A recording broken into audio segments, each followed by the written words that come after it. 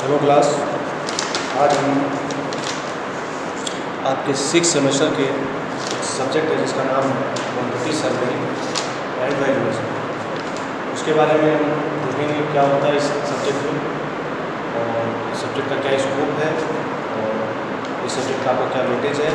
ठीक, तो सब्जेक्ट आपका नाम है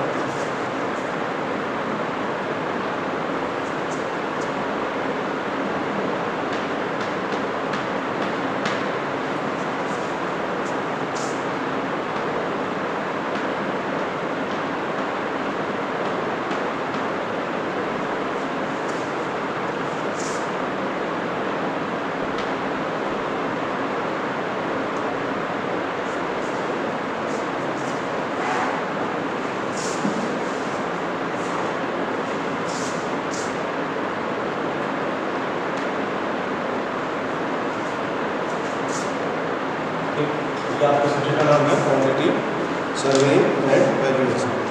अब ये जो सब्जेक्ट है आपका 9 मॉड्यूल में बाइफरकेट है। तो हम पहले 9 जो आपके जो 9 मॉड्यूल है उनका सिलेबस देख लेते हैं क्या है, कैसा है, क्या नहीं है। तो आपका पहला जो आपका टॉपिक रहेगा इसके अंदर तो ये डिप्लोमा वालों के लिए तो सब्जेक्ट का नाम है राशि सर्वेक्षण तथा मूल्यांकन। ठीक, तो पहले इसका रहेगा इंट्रो पार्ट।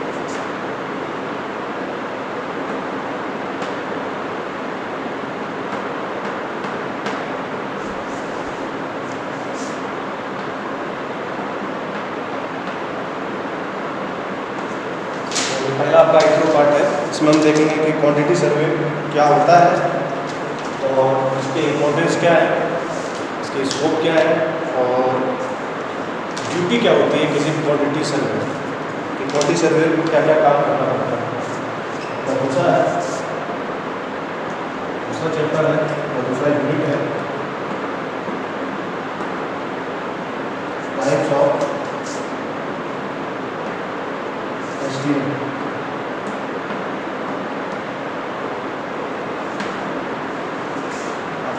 इसमें देखेंगे टाइप्स ऑफ एस्टीमेट। जैसे टाइप्स ऑफ एस्टीमेट दो प्रकार के होते हैं, एक होता है प्रिलिमिनरी एस्टीमेट्स और दूसरा होता है डिटेल एस्टीमेट। प्रिलिमिनरी एस्टीमेट में भी आपके दो टाइप के, काफ़ी टाइप के आते हैं। वैसे आपके सिलेबस में मोस्टली दो ही है, मेन थ्योरी है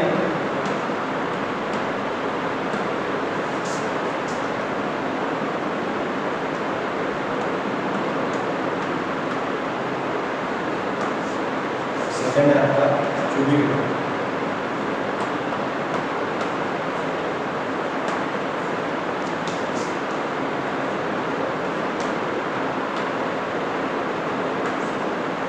सिलेबस में दो टाइप के सिलेक्ट वो है एस्टिमेट है। ठीक, और फिर आपका आता है डिटेल एस्टिमेट। ठीक, आपको पता है तो आपके सिलेबस में ये चीज़ है। इसमें केवल आपको टाइप्स ऑफ एस्टिमेट देखने हैं।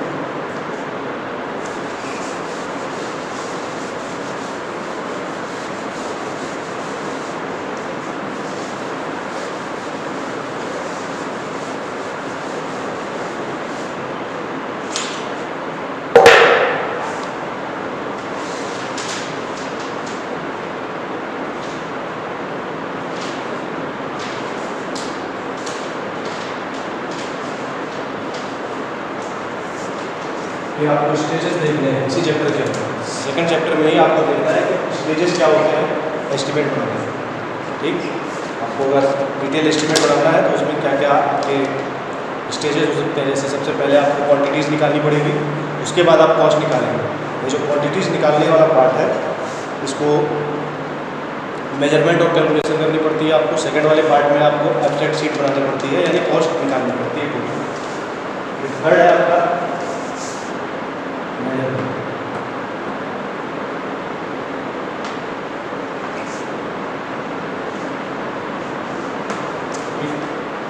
तो अभी हमने देखा कि आपको कॉस्ट निकालने के लिए दो चीज़ों की जरूरत पड़ेगी, क्वांटिटीज़ और रेट। तो आप क्वांटिटीज़ तो यहाँ से निकालेंगे इस पार्ट से, हर चैप्टर से। मेजरमेंट, क्वांटिटीज़ निकालने के भी अलग अलग मेथड हो सकते हैं। आपके सिलेबस में मेथड है कि सेंटर लाइन मेथड और लॉन्ग वन और शॉर्ट वन, ये दो मेथड आपके सिलेबस में है क्वांटिटीज़ निकालने में। ठीक, और इसमें हम लोग यूनिट में देखेंगे कि जो अलग अलग तरह की वेरियस टाइप की आपकी जो वो होते हैं, वेरियस टाइप की आपकी जो क्वांटिटीज़ होती हैं, जैसे डीपीसी है, कॉन्क्रीटिंग वर्क है, आरसीसी वर्क है, ब्रिक वर्क है, स्टोन वर्क है, उनकी यूनिट्स क्या है ये देखेंगे हम इस मेजरमेंट वाले कोर्स में। ठीक,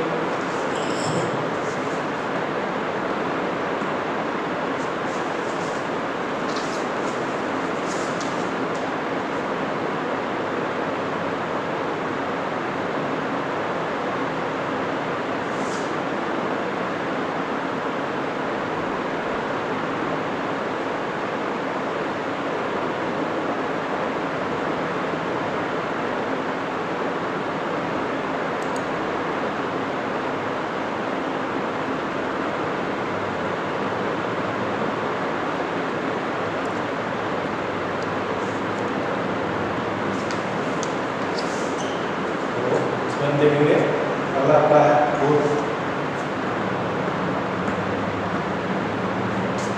डिफिनेशन ऑफ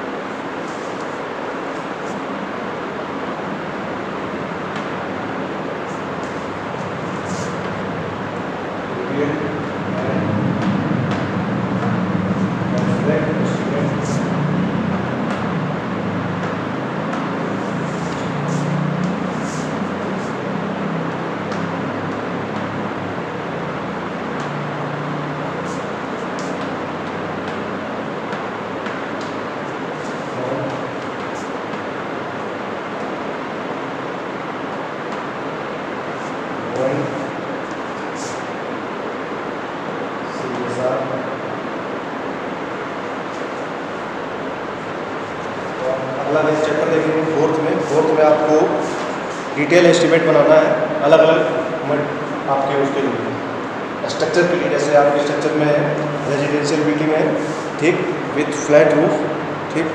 उसके बाद आपका अर्थ वर्क और ऑनलाइन के नाम, फिर है WBM road and premix carpeting, फिर सिंगल स्पान RCC स्लैब, फिर 10 user safety tank RCC working beam slab column और लिंटर। वो भी कैसे निकालना है आपको, CSR का लिंक करके निकालना है। CSR मतलब कॉमर्शियल रेट होती है ये आपको सेंट्रल गवर्नमेंट की तरफ से मिल जाती है कॉमर्शियल रेट, ठीक। और आपको यूज करना है ड्राइवर, ठीक। तो आपको ये डाटा चाहिए जब भी आप डिटेल एस्टिमेट बनाएंगे, ठीक है, या एब्स्ट्रैक्ट बनाएंगे तो आपको ड्राइंग चाहिए, CSR चाहिए और स्पेसिफिकेशन चाहिएगा कि मटेरियल कैसा लगा हुआ आपका, किस क्वालिटी का मटेरियल है, फिर आपको स्पेस चाहिए, ठीक। ये चीज़ें आपको चाहिए। फोर्थ चैप्टर में आपको एक फोर्थ चैप्टर में आपको अलग अलग स्ट्रक्चर के लिए करना है, एक ही स्ट्रक्चर के लिए बहुत सारे स्ट्रक्चर्स के लिए करना है। अगला है आपका फिफ्थ,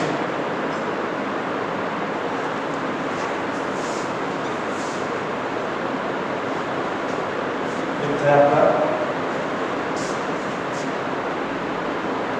कैलकुलेशन ऑफ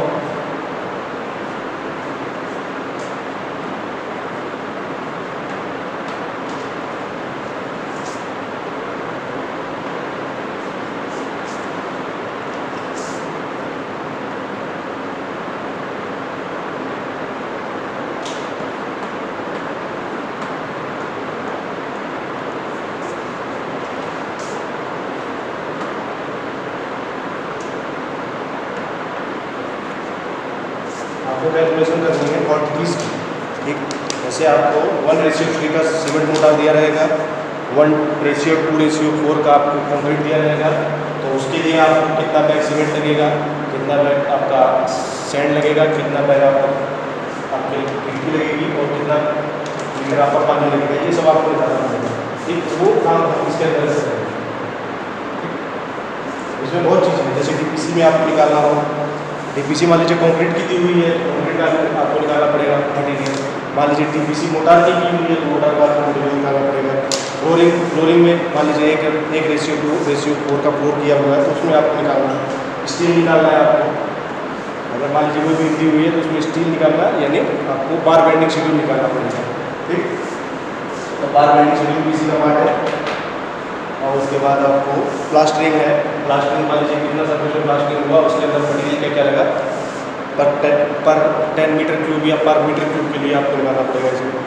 फिर ब्रिक ऑब्लिक स्टोन मेसनरी, ठीक, इसमें आपको मोटार निकालना है, ब्रिक निकालना है, मोटार के अंदर भी आपको सैंड निकालना है और सीमेंट निकालना है। ठीक, तो ये आपका 5 यूनिट के अंदर है।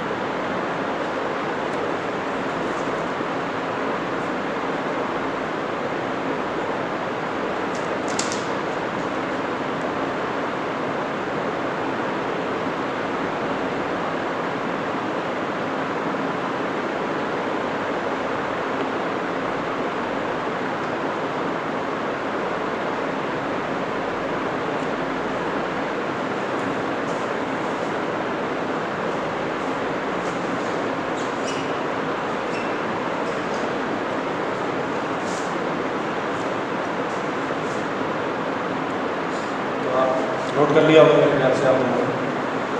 मेरा आपका सिलेबस है, आज फिलहाल जो हम सिलेबस ही देखेंगे और फ्री भी जानेंगे कि ये होता क्या है सब्जेक्ट।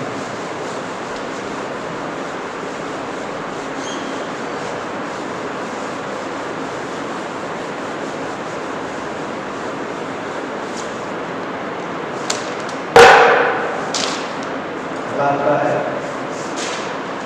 6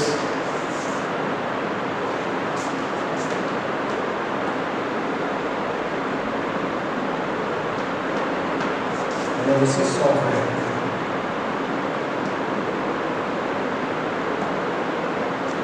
इस एनालिसिस ऑफ रेट में आपको रेट के एनालिसिस करनी है। जैसे कि हमने अभी देखा कि कॉस्ट निकालने के लिए आपको मेजरमेंट चाहिए, क्वांटिटीज चाहिए, दूसरा आपको चाहिए रेट। तो ये रेट वाला चैप्टर है, इसमें आप रेट निकालेंगे। अब रेट के अंदर बहुत चीज़ें इंक्लूड होती हैं। जैसे अगर आप 1 मीटर क्यूब में प्लास्टिक करना है तो उसके अंदर बहुत चीज़ें, मटीरियल तो है ही है, उसके साथ उसमें लेबर भी इन्वॉल्व है, उसमें वाटर भी इन्वॉल्व है, उसमें मशीनरी का चार्ज भी इन्वॉल्व है, बहुत चीज़ें इन्वॉल्व है। तो उस पूरे चार्जेस को इन्वॉल्व करने के बाद आप एक रेट निकालते हैं। ठीक, यही काम है इस चैप्टर के अंदर कि आपको तो जितने भी आइटम हैं आपके सिलेबस में तो वेरियस आइटम लिख के दिया, लेकिन कोई लिमिट नहीं है, कुछ भी पूछ सकता है इसमें। ठीक, तो जनरली मोटार हुआ, कॉन्क्रीटिंग हुआ, प्लास्टर हुआ, ठीक, पेंटिंग हुआ, इन सब के लिए सॉरी आपके में दिया हुआ है earthwork excavation in hard and ordinary soil. ठीक, फिर आरसीसी इन slab, beam, Linton, column, brick masonry इन cement motor, cement plaster, white washing, painting, कोई जो कॉमन चीज़ें हैं जो उसकी रेट आपको एनालिसिस करनी है। ठीक, अब रेट के अंदर बहुत चीज़ें इन्वॉल्व होती हैं। ठीक, रेट के अंदर केवल मटेरियल नहीं, हर चीज़, वाटर है, लेबर है, मशीनरी है, ठीक, सब चीज़ें। ये आपका 7 है कॉन्ट्रैक्टर से।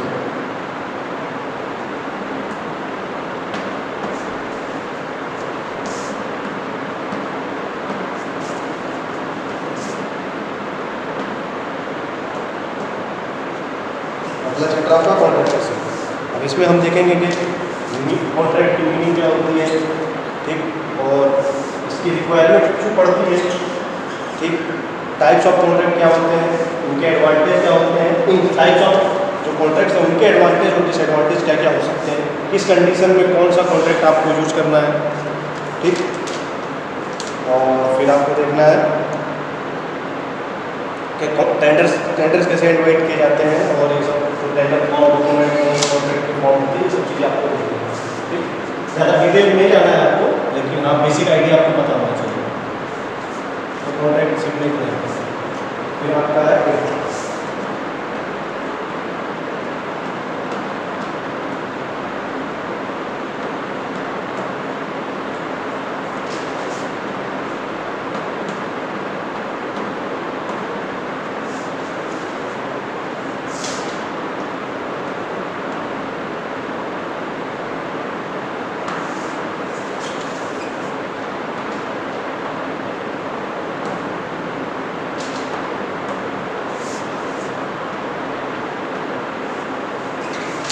फिर आपको अगला चैप्टर है प्रिपरेशन ऑफ टेंडर डॉक्यूमेंट। ये जो आप कॉन्ट्रैक्ट में टेंडर इनवाइट करते हैं, टेंडर इनविटेशन में क्या क्या डॉक्यूमेंट लगते हैं, उसके स्टेजेस क्या क्या हो सकते हैं, ठीक, कैसे इनवाइट किया जाता है, कैसे टेंडर खोला जाता है, ठीक, कैसे बिल लगाते हैं, क्या उसके प्रोसेस हो सकते हैं, क्या उसके टर्म एंड कंडीशंस होती हैं, ये सब चीज़ें आपको देखनी है, ठीक। अब इसके आधार पर देखना आपको ये साल क्या है कॉमन स्टूडेंट रेट के आधार पर आपको देखना है, ठीक।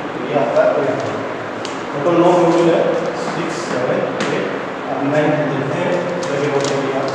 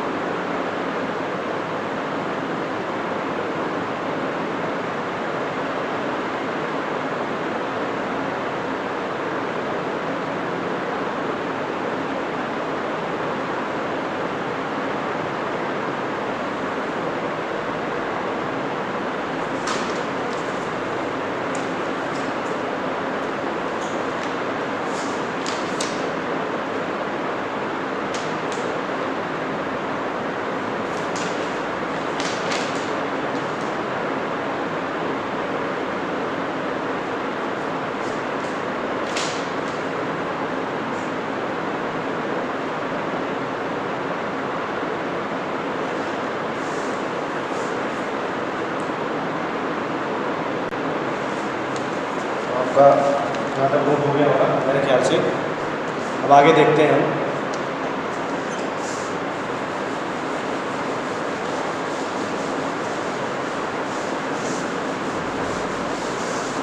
आपकी विधि जो बोर्ड है, board of technical education Uttar Pradesh, उसके आधार पर शेड्यूल 6 है, ठीक, उसमें आपका सब्जेक्ट मेंशन है और उसी का सिलेबस डिस्कस करना है।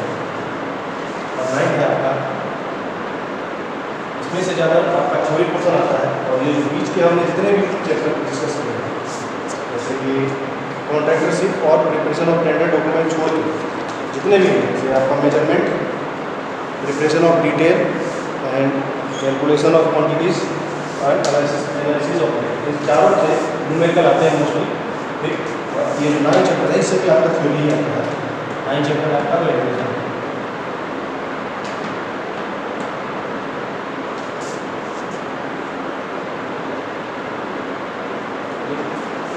आपका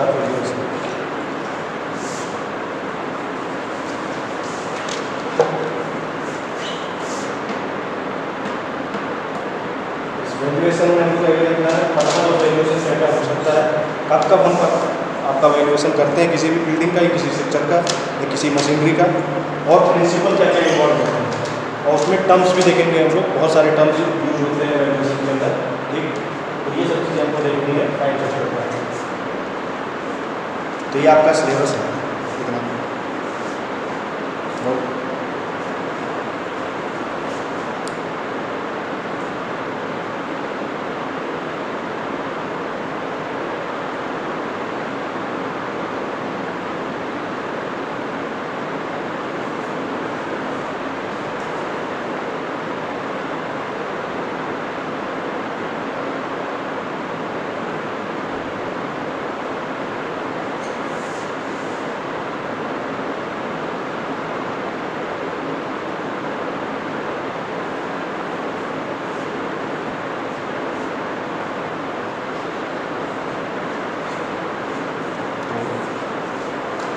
9 चैप्टर। अब हम ब्रीफ में सब्जेक्ट के बारे में जानेंगे। ये सब्जेक्ट 50 मार्क्स का आता है। मैक्सिमम तो आपको पता ही है, आप जो ला सकते हैं 50 में से मिनिमम 17 नंबर होता ही है। ये क्वांटिटी सर्वे पहले इसका नाम हुआ करता था एस्टिमेटेड कॉस्टिंग एंड वैल्यूएशन। अब इसका नाम चेंज कर दिया गया है quantity survey and valuation. Generally estimation and costing जो है छोटा टर्म है with respect to quantity survey. Quantity survey थोड़ा ब्रॉड टर्म है, एक इसमें बहुत सारी चीज़ें इन्वॉल्व हो जाती हैं। एक पहला आपका आपसे क्वेश्चन जो है एग्जाम में वो एस्टिमेशन से ही पूछता है, तो ये एस्टिमेशन होता है।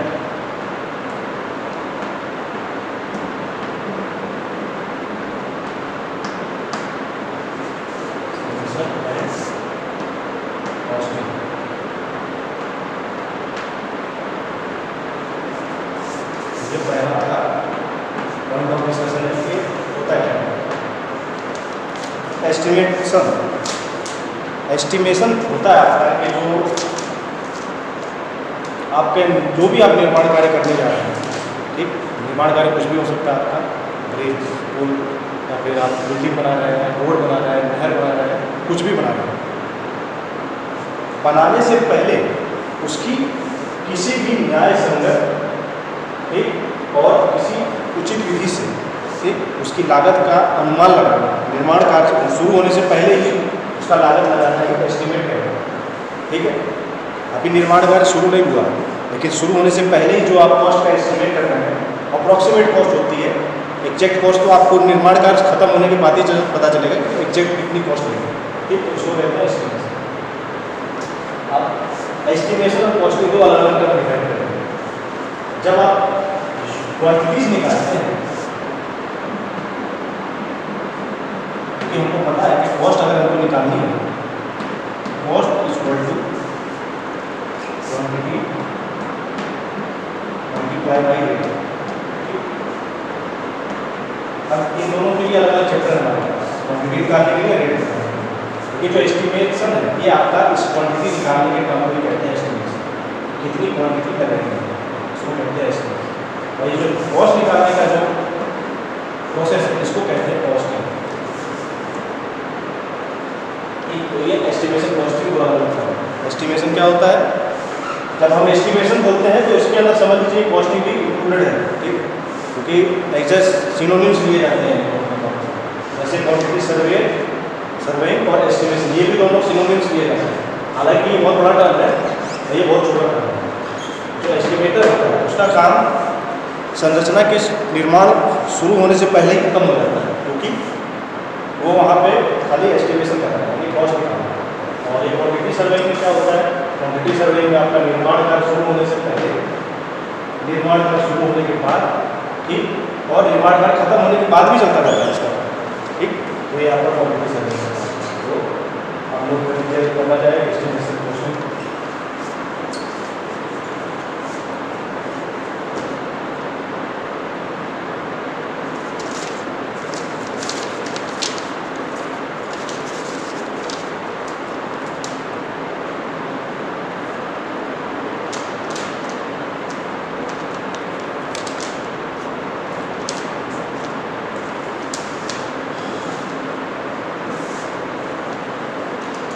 ये आपका एस्टिमेशन क्वेश्चन है, ठीक है। आपसे क्वेश्चन में एग्जाम में क्वेश्चन क्वांटिटी सर्वेइंग से कम आया, क्योंकि एस्टिमेशन कॉस्टिंग से ज़्यादा है, ठीक। इसका क्या पता है? ये एस्टिमेशन और कॉस्टिंग का क्या पता है? ठीक, मान लीजिए आपको घर बनाना है, तो आपको अगर पता ही नहीं है कि घर बनाने में कितनी कीमत आएगी, तो आप उस फंड का अरेंजमेंट ही नहीं कर पाएंगे। तो पहले आपको क्या पता चलता है? इसकी टोटल कॉस्ट पता चलता है, ठीक।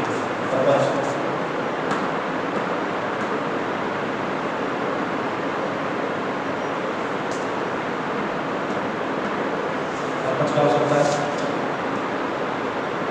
हमको टोटल कॉस्ट पता चल जाएगी किसी भी बिल्डिंग की। प्रायर टू कंस्ट्रक्शन, ठीक, कंस्ट्रक्शन शुरू होने से पहले ही हमको टोटल कॉस्ट पता चल जाएगी, ठीक।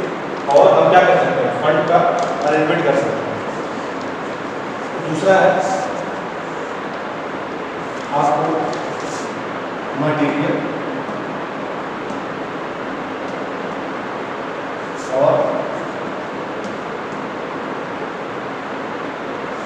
लेबर की जो क्वांटिटी है वो पता चल जाएगा कि लेबर कितना चाहिए या मटेरियल कितना चाहिए, ये भी इसका पर्पज है।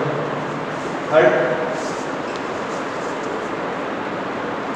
आपको कंस्ट्रक्शन टाइम पता चल जाएगा,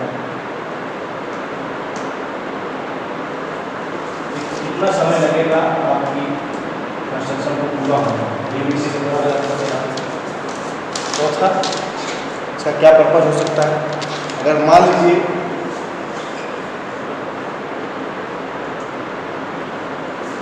आप जब कंस्ट्रक्शन काम शुरू करते हैं, कोई भी चीज़ का कंस्ट्रक्शन, तो आपको पहले स्वीकृतियाँ लेनी पड़ती है, यानी सैंक्शन लेने पड़ते हैं। सैंक्शन कई तरह के हो सकते हैं, टेक्निकल सैंक्शन हो सकता है, एडमिनिस्ट्रेटिव सैंक्शन हो सकता है। तो इसके लिए आपको इस एस्टिमेशन की जरूरत पड़ेगी, यानी इस एस्टिमेशन कॉस्टिंग की जरूरत पड़ेगी। ठीक, तो टेक्निकल सैंक्शन के लिए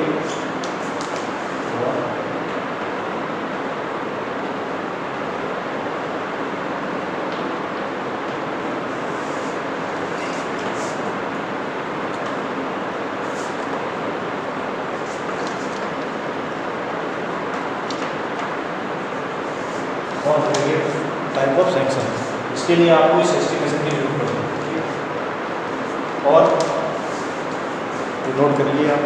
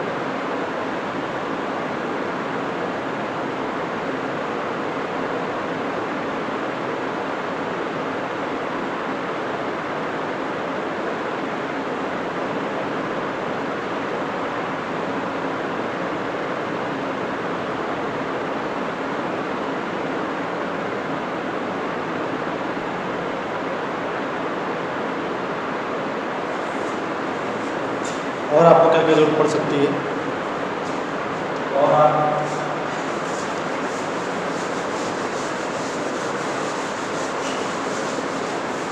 और क्या क्या इसका पर्पज हो सकता है।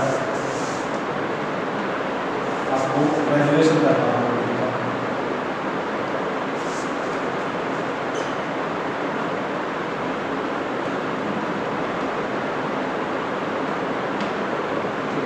अगर वैल्यूएशन करना हो तो इसके लिए क्या आपको जरूरत पड़ेगी।